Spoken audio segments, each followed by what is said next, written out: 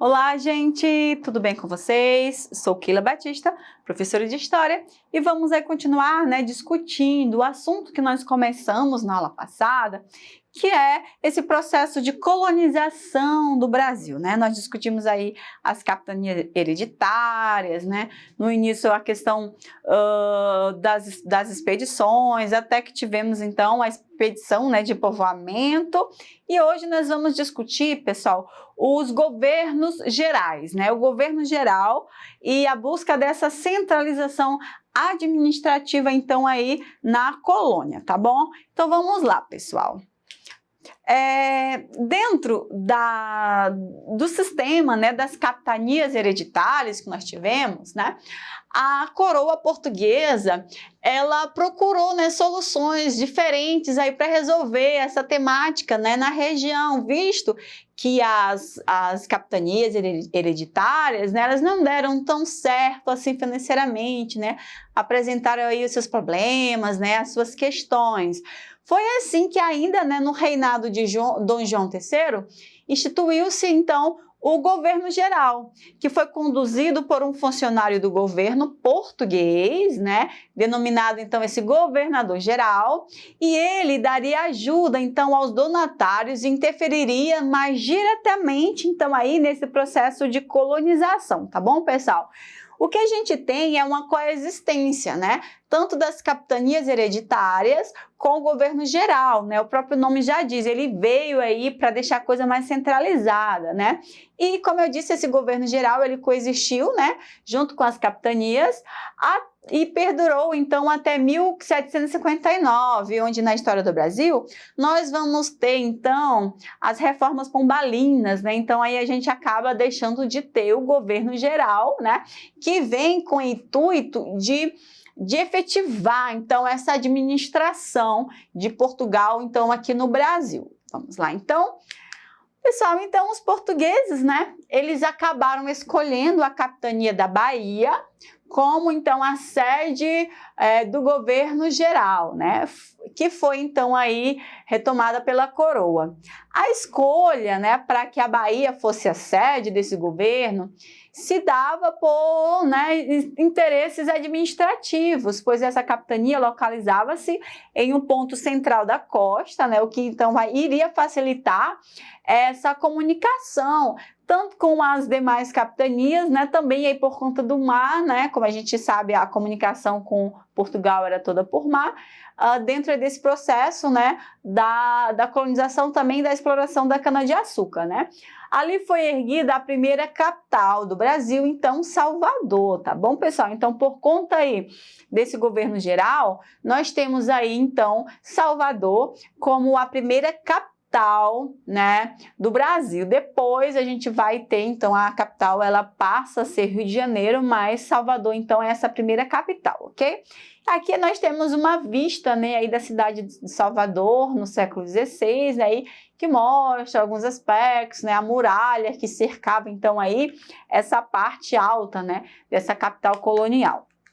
Pessoal, quando se fala do regimento desse governo geral, era um documento, e existiam, vários regimentos, na verdade, aí para estabelecer o papel desses governadores, O que é muito interessante é que quase todos possuíam, então, esses itens relativos ao quê, pessoal, A defender a terra contra ataques aí de estrangeiros, ao incentivo de buscar esses metais preciosos, ouro e prata, e também o apoio aí à religião católica e também a luta aí contra a resistência dos indígenas, tá? Então, o governo geral, ele vem também, ele vem com essa missão, de defender, o território. Lembrem aí que a gente estava também em Portugal, a início não encontrava, os metais preciosos, mas com a descoberta na Bolívia e no Peru, também Portugal começa, a querer encontrar no território. E também tem a questão da Igreja Católica que vem junto, com esses governos também para legitimar, religiosamente a região aí como católica, tá bom? E claro, resistência com os indígenas. Esses governos gerais, eles tinham algumas funções, dentro então aí da sociedade, colonial dessa época. Militar, o comando e a defesa militar cada colônia, as atribuições administrativas, né, o relacionamento com os governadores das capitanias, né, que aí nós temos as capitanias, mas o geral controla tudo, né, e aí também esses assuntos ligados às finanças, tá? Esse governo geral também, ele exercia o poder judiciário, né, com os direitos, né, direitos de nomear funcionários da justiça, alterar penas, né, então era uma autoridade centralizadora, né, nesse período. E também os poderes eclesiásticos, né, com indicação aí dos sacerdotes para as paróquias, tá bom, pessoal? E aí, para desempenhar as funções, né, para exercer todo esse governo centralizador, esses governos gerais, eles contavam com 3 auxiliares, né? O ouvidor-mor, que era o encarregado aí dos negócios da justiça, né? O provedor-mor, encarregado aí dos negócios da fazenda, das finanças, e o capitão-mor, que era o encarregado aí da defesa do território, né? Como nós temos aí um território grande, né? Muitas capitanias, né? 15 capitanias, onde tinham aí também, né? O seu dirigente local, ficou-se um território muito extenso, né, para esse governo geral sozinho administrar. Então, ele tinha aí esses auxiliares, né, cada um aí com a sua função, tá? A da justiça, né, porque nós estamos falando de um processo de colonização que se inicia, né, então muitos conflitos, as questões, né, aconteciam. A questão da fazenda, né, por conta da exploração da cana-de-açúcar e, claro, o capitão-mor aí para defender o litoral, né, porque como a gente viu, a colônia, então, ela ficava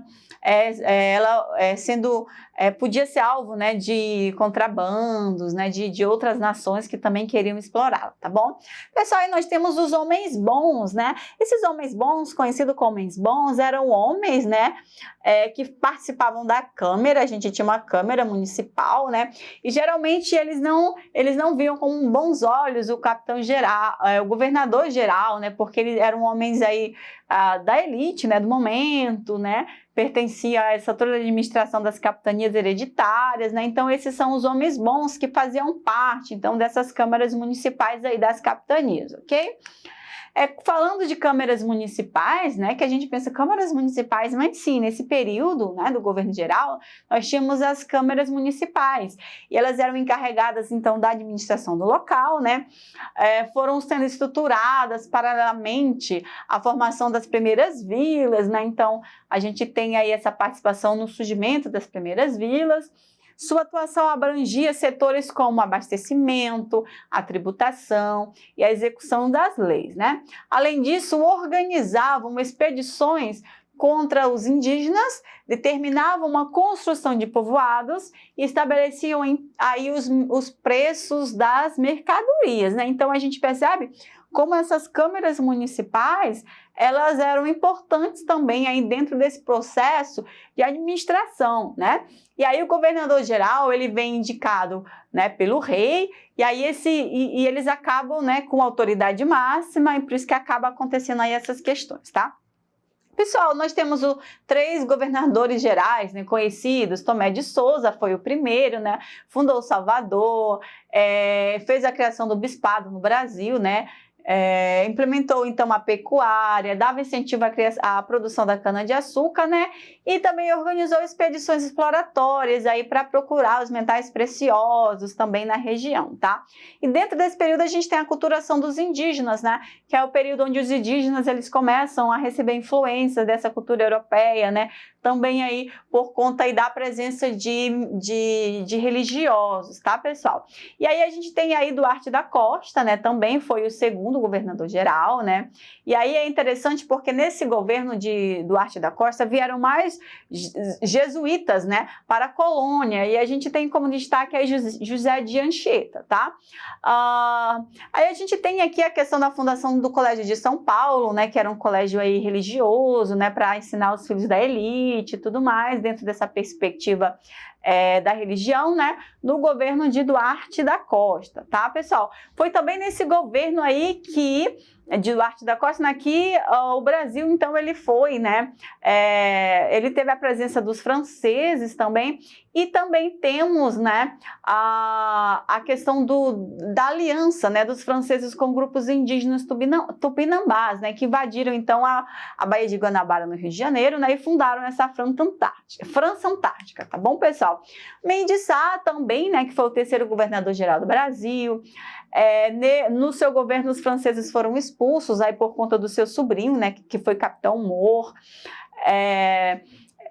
Então, assim, além, né, de expulsar os franceses também, ele reuniu forças aí para combater essa resistência, né, dos indígenas também, e as ações do governo levaram à destruição dos centenas de aldeamentos aí no litoral brasileiro no século XVI, né, um governo aí também que foi muito aí presente nessa questão da dizimação da população indígena, tá, pessoal? Só pra gente, falando de indígena também, é muito interessante falar desse período, sobre as confederações dos tamoios, né, que foram a junção de alguns indígenas, né, que se juntaram para guerrear, eram indígenas guerreiros aí que guerreavam, né, por conta de todo esse processo mesmo de colonização, de apagamento, né, as expedições invadiam suas aldeias, né, aí à procura de prisioneiros escravizados, então, claro que não tinha outra atitude a não ser a reação aí pela guerra, né. E a gente tem uma guerra que se lança, né? A gente tem a presença também aí dos franceses que vão ajudar essa confederação, né? E com a expulsão dos franceses do Rio de Janeiro, a confederação dos tamoios, né? Ou tamuia, como também era conhecida, foi enfraquecida, né? Pois não recebiam mais ajuda de armas de fogo, né? Para o combate, né? E claro que os portugueses, como diz aí o nosso texto, jogaram pesado, né? Não só enviando de Portugal um grande reforço, né, mas como também envolvendo os jesuítas aí nessa guerra violenta, tá bom? Então vamos para o nosso exercitando acerca dessa questão. Eu, o rei de João III, faço a vós, Tomé de Souza, fidalgo da minha casa, que ordenei mandar fazer nas terras do Brasil uma fortaleza e povoação grande na Baía de Todos os Santos. Tenho por bem enviar-vos por governador das ditas terras do Brasil, né? Aí esse é o regimento aí de Tomé de Souza. As determinações do rei de Portugal estavam relacionadas à necessidade de colonizar o Brasil e povoar o Brasil para recompensar a perda das demais colônias agrícolas portuguesas do Oriente da África, aos planos de defender da defesa, né, militar do Império Português para garantir as rotas comerciais, como a Índia, Indonésia, Timor, Japão e China, a um projeto que abrangia conjuntamente a exploração agrícola, a colonização e a defesa do território, aos projetos administrativos da nobreza palaciana, visando a criação de fortes e feitorias para atrair missionários e militares ao Brasil, e ao plano de inserir o Brasil no processo de colonização escravista semelhante ao desenvolvido, né, na África e no Oriente. Pessoal, e aí? Qual seria a nossa alternativa correta, né? Claro, né, que esse regimento, ele leva-nos, né, à alternativa C, a um projeto que abrangia conjuntamente a exploração agrícola, a colonização e também aí a defesa do território, né? A presença desse governo geral seria então nesse intuito, ok?